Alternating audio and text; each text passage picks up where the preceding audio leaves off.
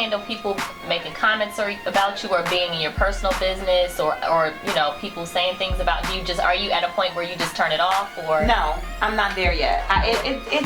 It doesn't affect me where it makes me change, but it does hurt my feelings when people say things that you just don't even know. Like sometimes I read the comments under an article, and when you read the comments, and it's just like, oh my, you don't even know me. So here's the thing about, and I always interview, you know, I interview a lot of celebrities, and you all say the same thing, that you read the comments. That's the craziest thing to me. I've been better though. I've stopped for the most part, but there's sometimes it's just like, let me just see.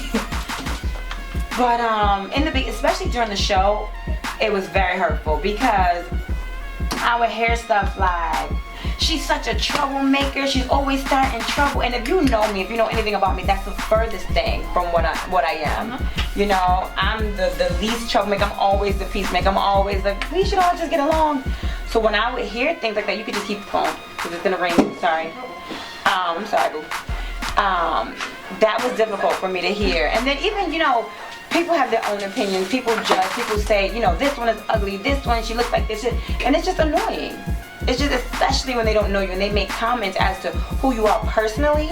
That's when it's just like, so I've done better, not really reading too much of the comments, but they still definitely affect you. You know, they might not change what you do or change your actions, because they don't do that for me, but they do make me feel a little more, you know, self-conscious about, you know, how I go out or how I dress. Or even with the show, there was one time when I answered, someone said something like I was the Don King of reality TV. And then I answered back by saying, I don't get it though. What did it? The Don King, you know, Don King sets up Mike Tyson will fight. Oh, okay, sorry, a little slow here. Right, and then they, you know, it was a big thing that I had set up Kim because the way the show was edited. Right, I could see that. When I watched it, I could see it too. But what they didn't know from behind the scenes was we don't say who we want to tape with. But I didn't know that until I asked that interview. But as a normal viewer does not know that you come into a room and you don't know who's going to be in there. It's like if I had to pick who I want to go out with that night, it wouldn't be a cast of girls I never met. I mean, besides Kim, I wouldn't be going out with. I spent 8 years working with Jim, and I was never going out with Christy. Right. But now you put us in a show together. We have to go for drinks. We have to sit in this hotel room together. We have to be at the same club together. Right. Emily, I didn't know at all. Erica didn't know at all. Who else was on the show? Olivia, I knew her, but we never really hung out. Right. I'm not dumb, and I would like, why would she do that? You know, right? But we don't know the mechanics. They don't know the mechanics. And what happened was we had a 2-hour-long dinner, and then that dinner, they took the whole dinner. Erica was talking about, oh, I researched your career, I know about you from this, that, and then they said a whole bunch of praises.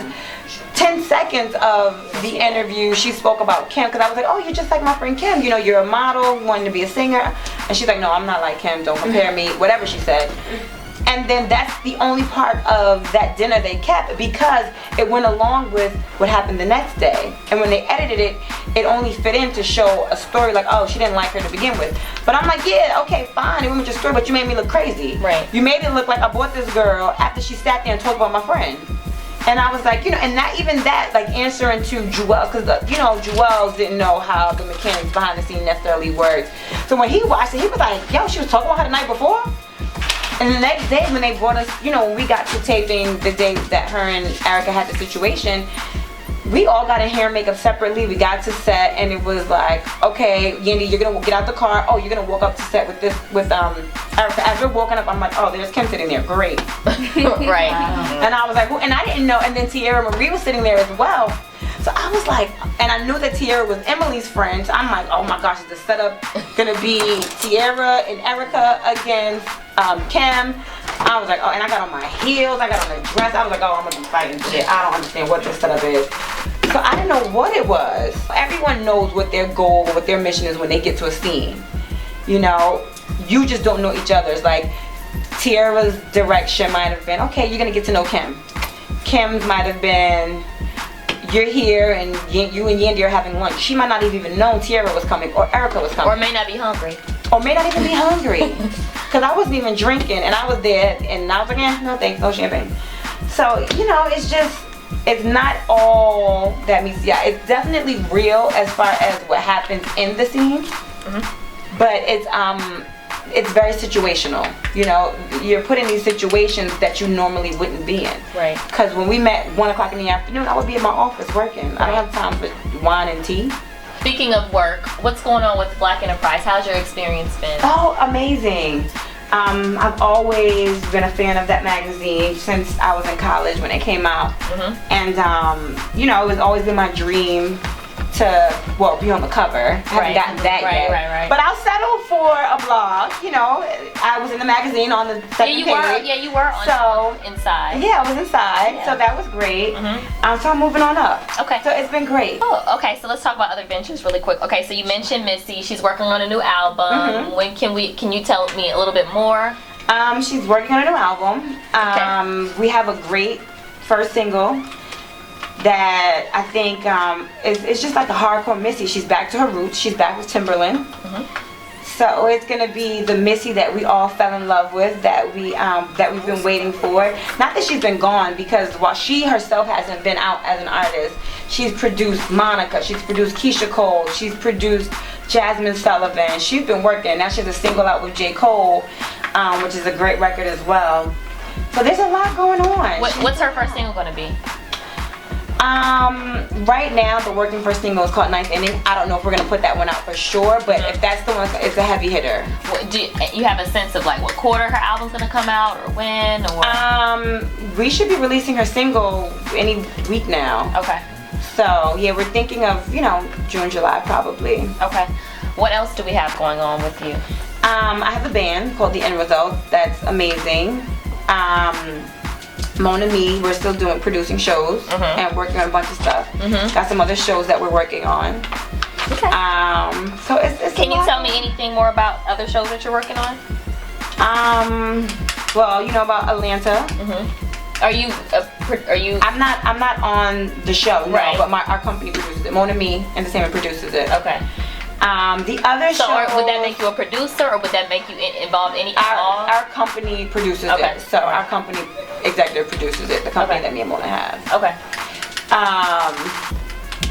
The other show, I don't know if I can speak about, because they're not. I don't think I can speak about it yet. Okay. We're gonna talk when you can. Oh, definitely. Okay. You're an insider now. Okay. So absolutely. Is there anything else? Because I'm gonna ask you random questions now, not personal, random. Okay. Questions I ask. Okay.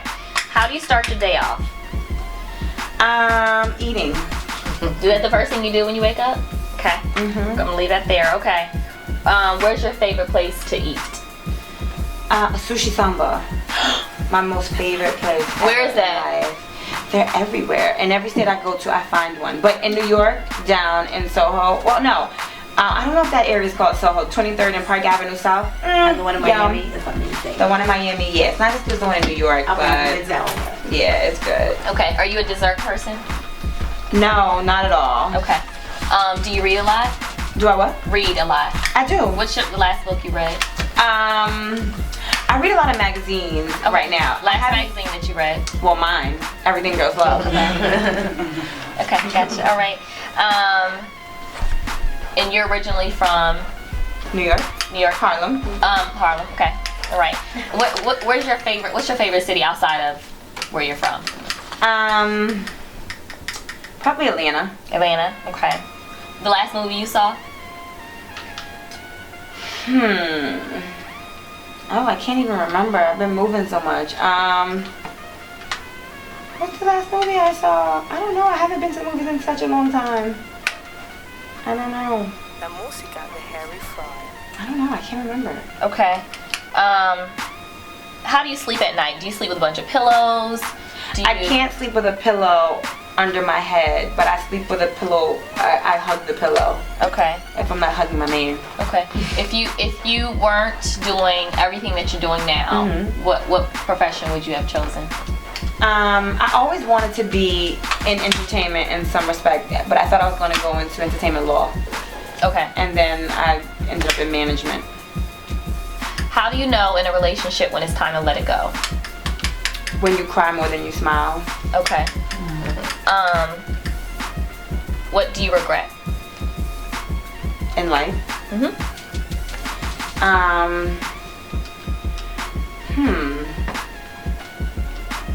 You know what? Honestly, it's so hard to answer that question because from every regret or every downfall I've had, there's been something positive or that I've learned from, or that have come out of it.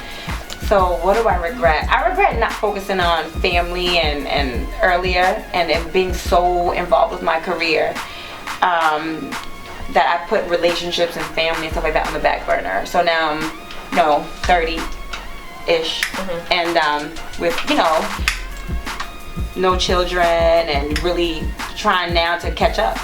What would you have told your 16-year-old self? I would have said enjoy life a little more, and you have your whole life to work. You have your whole life to work hard. And I was 16 working hard. Had 2 jobs at 16. And I don't remember, since 12 I was working.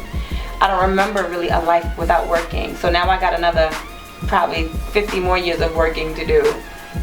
I would just say enjoy life a little more. What size shoe do you wear? At 8. 8, okay. And did I already ask you, what do you want, this is always my last question, what do you want your legacy to be? Not that you're gonna croak tomorrow.